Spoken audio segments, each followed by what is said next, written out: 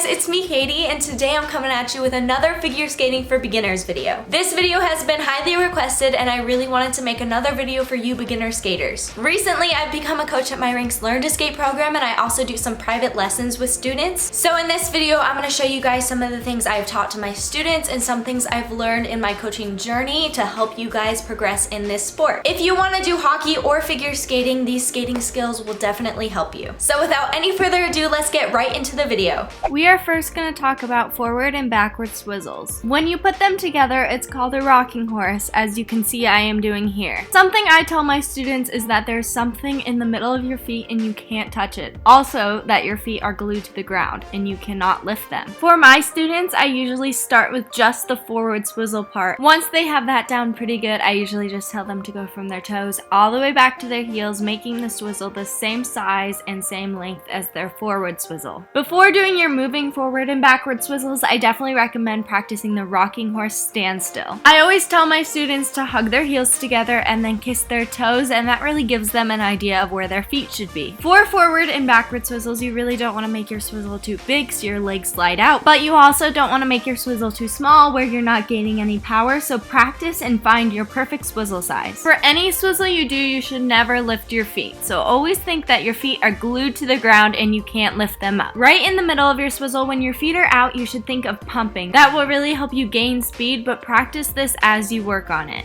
Moving on, another skill you should really work on is gliding. Create some speed with your marching steps or your pushes and then freeze your feet. I like to call it sleeping feet. Once you've gotten better at your glide, you can practice your dips. So all you're gonna do is freeze your feet and then bend your knees and keep your arms in front of you. Now we're gonna talk about 1 foot glides, which are really tricky for some people. Whatever foot you are standing and gliding on is called your skating leg. So you wanna make sure that all your weight is on the hip of your skating leg. You wanna think of transferring all your weight from one side to the other so you can balance on 1 foot. 1 foot glides are really tricky to get the hang of, so I definitely recommend practicing your gliding on the ice and then your balance off the ice.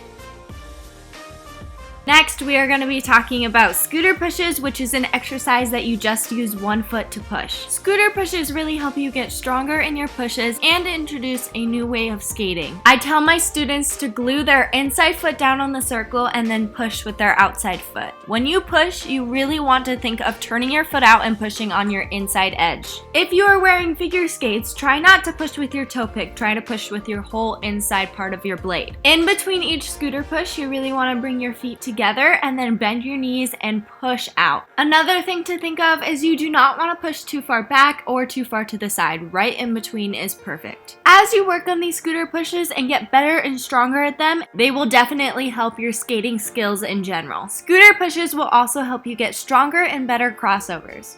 Now moving on to pumps, which will also help you get better and stronger crossovers. When I teach my students these pumps, I tell them that now both of their feet are glued to the ground and they cannot lift them. When you are doing pumps, you want to think that you are making a half circle with your foot and keeping your other foot glued to the circle, so you do not want to move that other foot. I always tell my students it's like we're doing a half swizzle. Your outside foot is always going to be the foot that pumps, and then your inside foot is always going to be glued to the circle. Again, just like the swizzle, you need to get a pump. That's how you're going to gain speed and get stronger with these pumps. To get a really strong pump, you want to think of bending those knees and really pushing out. You always want to bring your feet together in between, so don't let your feet get too far apart because that's when you lose your balance and fall down. Now moving on to an exercise I like to do with my students. It's 2 pushes and then you're going to put your hands on your knees and do a little hop. It's a great exercise to practice those pushes. When you do the push, you want to turn that foot out and push off the inside of your foot just like the scooter pushes. Each time you do a push, you really want to make sure your feet come back together. It's a great exercise to feel your feet under yourself. And when you do your hop, you always want to put your hands on your knees when you're first starting out and just do a baby hop. Again, it's a great exercise to feel your feet under yourself. Now moving on to curves, which is another great exercise to practice. In hockey, this is usually called C-cuts. When I teach my students this exercise, I usually tell them that I want them to face one side of the rink and then turn and face the other side and keep doing that. As they get better at this, I usually tell them to add more of a pump. So like what we were practicing on the Swizzles and our pumps on the circle, when they add that pump and the bend in their knees, they will get more power and speed. Getting stronger and getting more power on this exercise definitely takes time.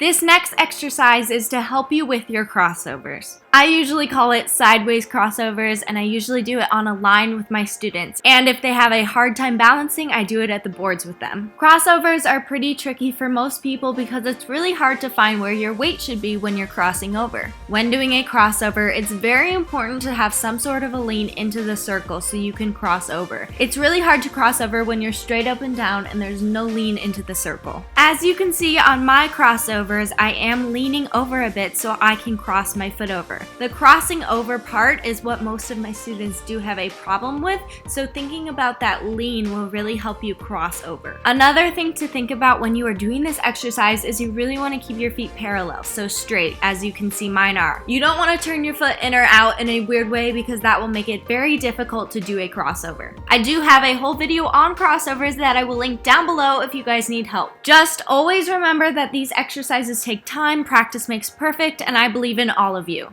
Alright you guys, I really hope you enjoyed this video and it helps you with your progression on the ice. If you did enjoy this video and you want to see more like it, please give it a big thumbs up. I would really appreciate that. And if you have not already and you would like to, please click that subscribe button down below to become a member of our big happy iKatie family. Remember, you are so awesome and don't let anybody ever tell you otherwise. I love you all so much and I will see you guys next time. Bye my Skaties.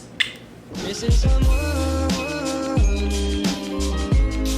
is as normal. Missing someone.